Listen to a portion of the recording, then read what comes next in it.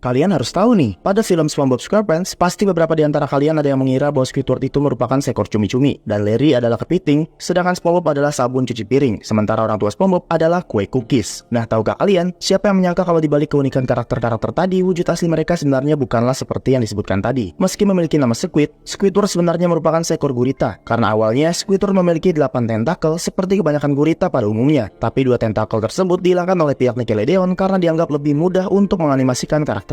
Sedangkan Larry bukanlah seekor kepiting melainkan seekor lobster. Karena kalau kalian perhatikan, Larry memiliki ekor, sedangkan kepiting seperti Tuan Crab tidak memiliki ekor. Sementara itu, berdasarkan apa yang dikatakan oleh Stephen Hillenburg, SpongeBob adalah seekor spons laut, yaitu sebuah hewan tanpa tulang belakang. Persamaan yang paling jelas bisa kita lihat pada pori-pori SpongeBob, di mana pori-pori itu digunakan spons laut untuk memperoleh makanannya. Dan yang terakhir, orang tua SpongeBob sama seperti SpongeBob, yaitu spons laut, dan warnanya yang kecoklatan mungkin saja mereka dapatkan karena sudah tua dan usang, yang akhirnya membuat mereka berbentuk lebih bulat dan berwarna coklat.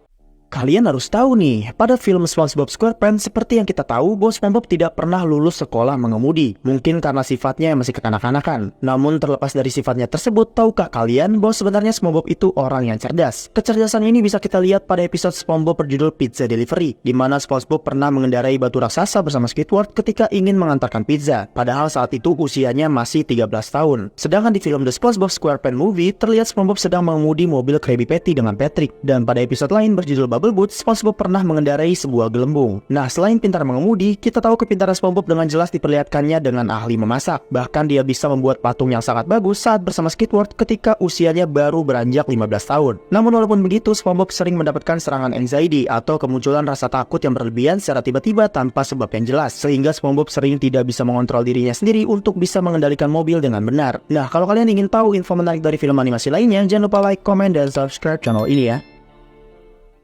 Kalian harus tahu nih, dalam serial animasi We Bare Bears, kalian mungkin sudah cukup familiar nih dengan 3 karakter utama bernama Grizzly, Panda, dan Ice Bear ini. Dan seperti animasi lain yang kadang menyimpan pesan-pesan tersembunyi, We Bare Bears juga diduga memiliki pesan yang jauh lebih dalam pada beberapa episodenya. Dalam episode berjudul Total Life, mereka diceritakan berbelanja tanpa membawa tote bag nih. Semua orang di toko pun mempermalukan mereka karena dianggap tidak peduli terhadap lingkungan, padahal semua orang di kota sudah menggunakan tote bag setiap hari.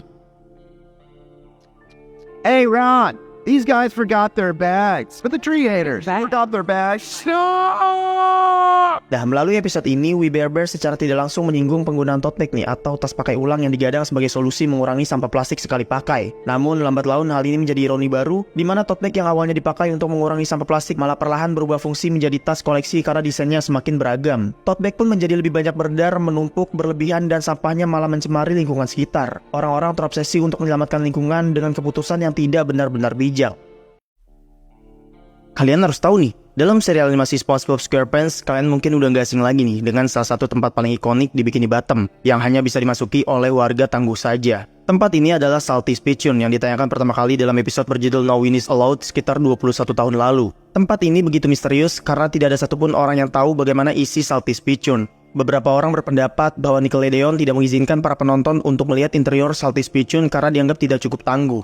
Namun setelah puluhan tahun berlalu, Nickelodeon akhirnya mengizinkan nih penonton untuk melihat isi tempat ikonik ini. Salty's Pitchun kemudian ditayangkan kembali dalam episode baru berjudul Salty Sponge pada Januari 2023. Dan seperti yang bisa kita tebak, di dalam Salty's Pitchun ini terdapat banyak sekali ikan-ikan tangguh. Di antaranya adalah ikan-ikan yang gemar berkelahi, ikan dengan tato yang bisa menembak meriam, sisi liar Nyonya Puff dalam versi punk, hingga makanan yang disajikan dengan penuh paku.